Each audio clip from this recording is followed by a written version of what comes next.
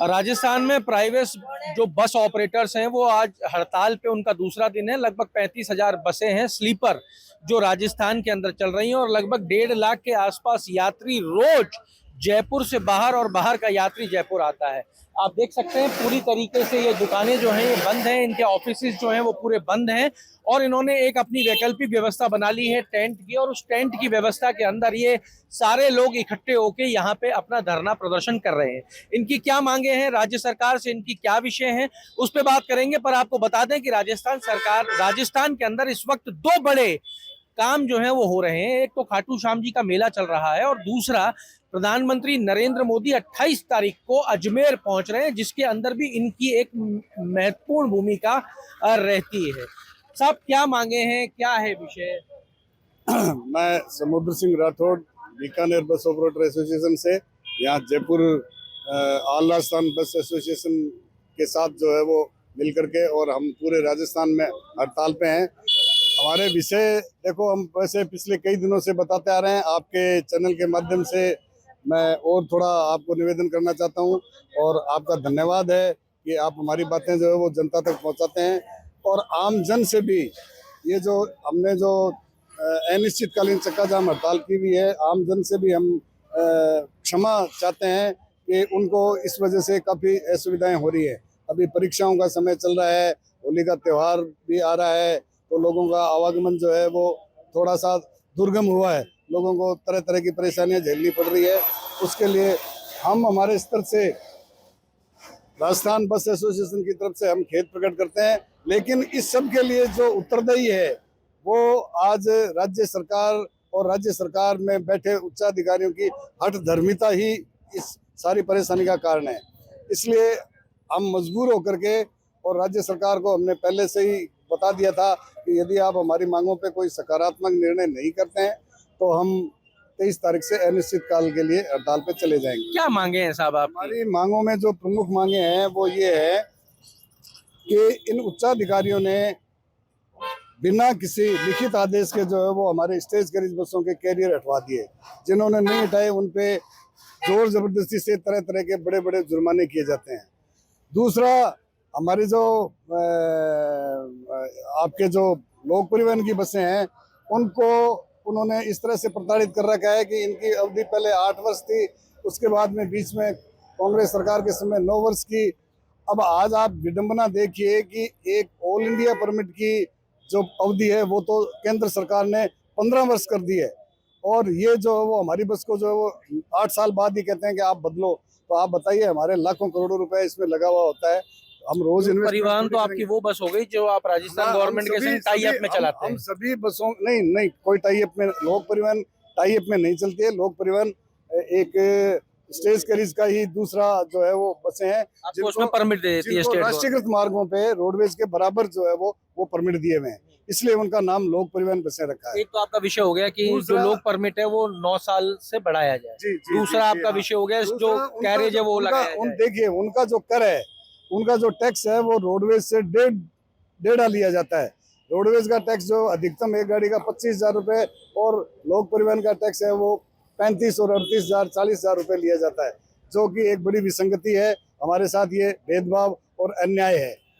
तीसरा, हमारे जो स्लीपर बसें हैं। एक मेरे सवाल का जवाब दो कि जब आपसे टैक्स तो डेढ़ा लिया जा रहा है, किराया रोडवेज जितना ही लेने की बाध्यता है या किराया आप अपनी मर्जी से तय करोगे? किराया हम हमारी मर्जी से तय नहीं कर सकते। किराया राज्य सरकार ने आज से 14 साल पहले तय किया था, वो किराया आज हमको परिवहन में आप जो गाड़ी लगाओगे उसका किराया राज्य सरकार तय करेगी। बिल्कुल, राज्य सरकार तय करती है।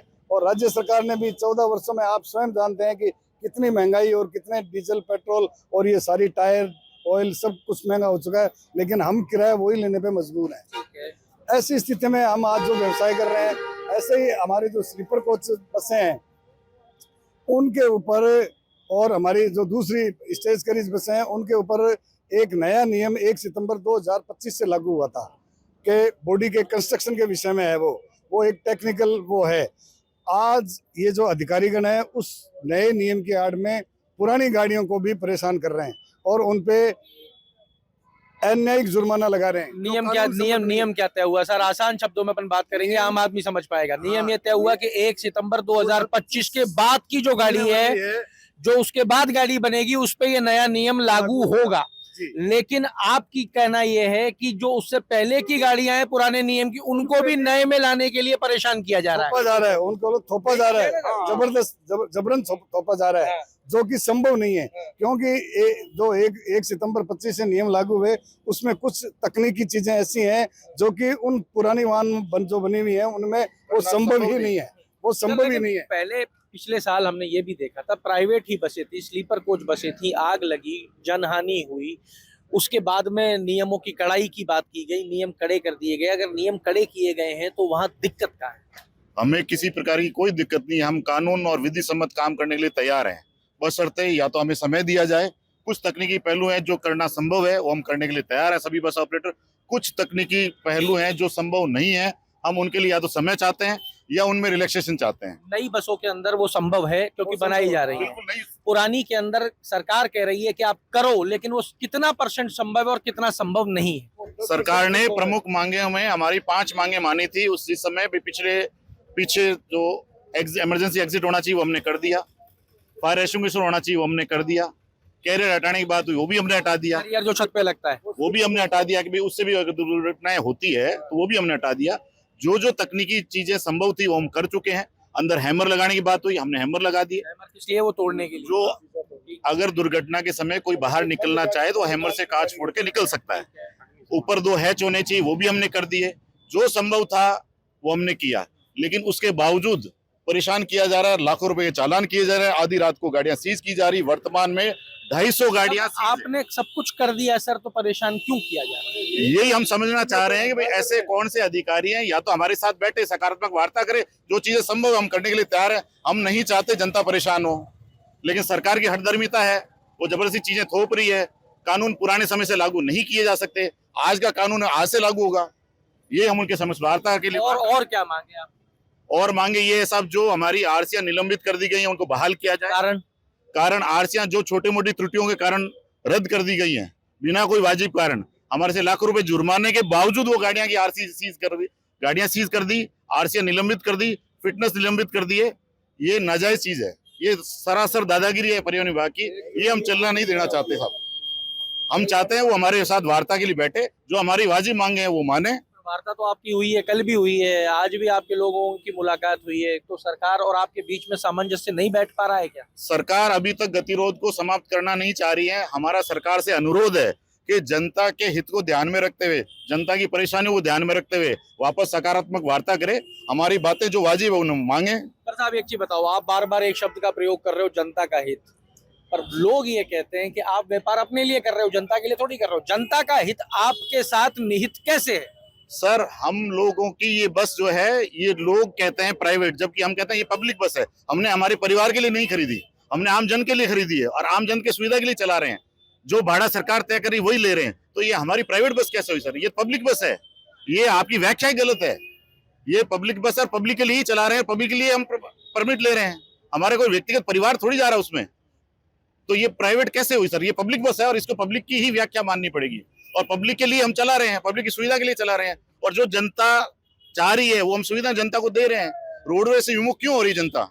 हम सुविधाएं दे रहे हैं इसलिए विमुख हो रही है। रोडवेज के पास में इंफ्रास्ट्रक्चर कितना बड़ा है जो रोडवेज क्या इस सबको कैटर कर सकता है क्या, जो आज की डेट में आप कैटर कर रहे हो? बिल्कुल भी संभव नहीं है सर। हमारे पास 35,000 बसें हैं, उसकी 1/4 बसें भी रोडवेज के पास उपलब्ध नहीं है। तो रोडवेज के पास ना तो इंफ्रास्ट्रक्चर है, ना रोडवेज उनको सुविधाएं दे सकती है। हमारे पास मिनिमम सुविधाएं होते हुए भी हम जनता को सबसे अधिक सुविधाएं दे रहे हैं हमारी बसों में। अब आपकी प्रमुख मांग क्या है जो आप सरकार से चाहते हो कि भाई ये मान लिया गया तो हम त्योहार को देखते हुए, बाकी चीजों को ध्यान में रखते हुए, जनता की मानसिक स्थिति को समझते हुए हम एक बार कॉम्प्रोमाइज कर जाएंगे? क्या प्रमुख मांगे हैं कि भाई ये तो माननी ही पड़ेगी? जो अधिकारी धर्मेंद्र जी चौधरी और राजेश जी चौधरी हैं, जिन्होंने हमारे को प्रताड़ित कर रखा है, जिनसे हम पीड़ित हैं, उनको तुरंत प्रभाव से ईपीओ करने का आदेश किया जाए। जो हमारी आरसीआं निलंबित की गई है उनको बहाल किया जाए। जो हमारी गाड़ियां सीज है उन्हें तुरंत प्रभाव से रिलीज किया जाए, और हमारी कोई छोटी मोटी त्रुटियां उसके लिए हमें समय दिया जाए।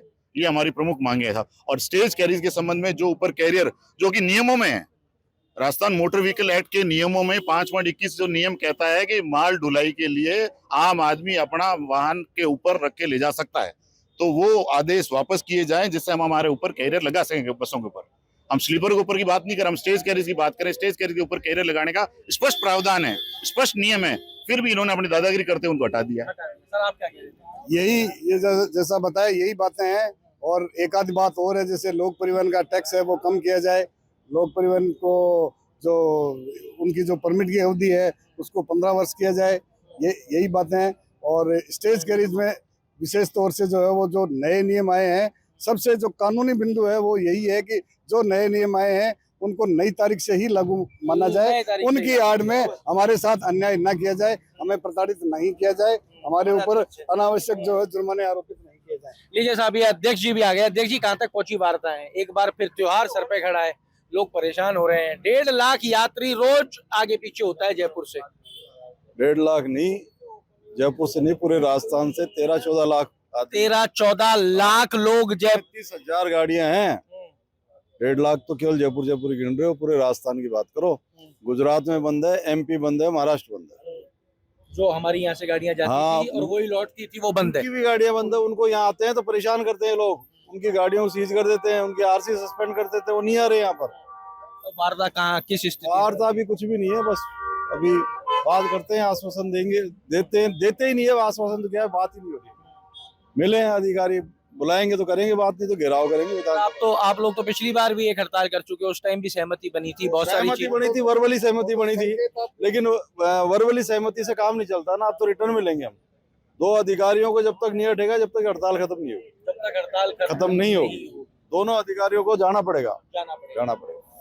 देखिए, यहाँ पे ये राजस्थान स्टेट की जो प्राइवेट बस ऑपरेटर्स हैं, अध्यक्ष राजस्थान के राजेंद्र जी, यहाँ पे इनका स्पष्ट कहना है कि सरकार व्यापार करने वालों के लिए इस वातावरण को सुगम करे। पहली चीज, हम यहाँ लोगों की सुविधा के लिए बैठे हैं। जैसा कि अध्यक्ष ने बताया कि 13 से 14 लाख लोग रोज राजस्थान में एक जगह से दूसरी जगह जाने के लिए इन बसेस का उपयोग करते हैं। इन बस ऑपरेटर्स का कहना है सुरक्षा मानकों के नाम पे, क्योंकि हम पब्लिक सर्विस कर रहे हैं, हम भी सुरक्षा के लिए तत्पर हैं, तो सुरक्षा मानकों के नाम पर जो रोज की प्रताड़ना है उसको खत्म किया जाए। नियम कानून जिस दिन से लागू है उस दिन से उसको माना जाए और उस दिन से उसको आगे लिया जाए। सरकार से 2 दौर हो चुके हैं इनके इस बार भी वार्ता के, क्योंकि 28 तारीख को प्रधानमंत्री नरेंद्र मोदी अजमेर आएंगे। ये एक बड़ा इवेंट है राजस्थान के लिए, और आपने जैसा इन ऑपरेटर से ही जाना है कि राजस्थान रोडवेज के पास इनकी 1/4 बसें हैं, यानी इनकी आवश्यकता वहां भी 10%, 3,000 गाड़ियां हैं, हमारे पास 35,000 गाड़ियां हैं।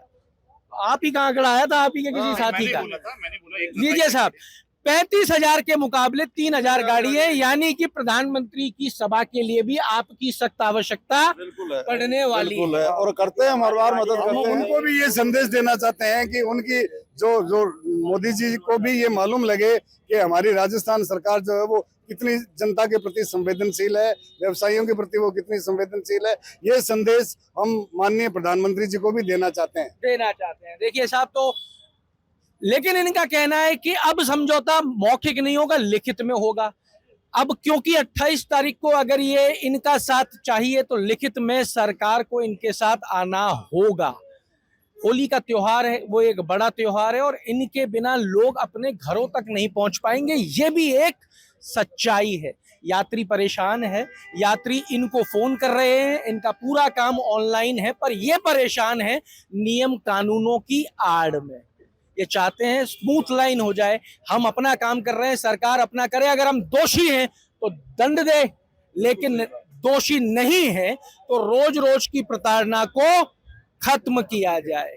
अब ये हड़ताल कब खत्म होगी ये देखना बड़ा रोचक रहेगा, क्योंकि 28 और 28 के इमीडिएट बाद में है होली, जब राजस्थान से या राजस्थान में काम करने वाला लाखों युवा अपने घर जाना चाहेगा और बाहर का राजस्थान आना चाहेगा। तो उम्मीद हम ये करते हैं कि त्योहार से पहले इनकी बात बन जाए, इनकी मांगों के ऊपर सरकार लिखित में, इस बार लिखित में ही मानेंगे ना? लिखित। तो जो भी अपडेट है वो आप तक पहुंचाएंगे। जुड़े रहिए हमारे साथ। अमर उजाला के लिए जयपुर से मैं आशीष। आपके राज्य की खबरें, आपके शहर की खबरें सबसे पहले जानने के लिए देखते रहें अमर उजाला। चैनल को सब्सक्राइब जरूर कर लें और पाएं हर अपडेट।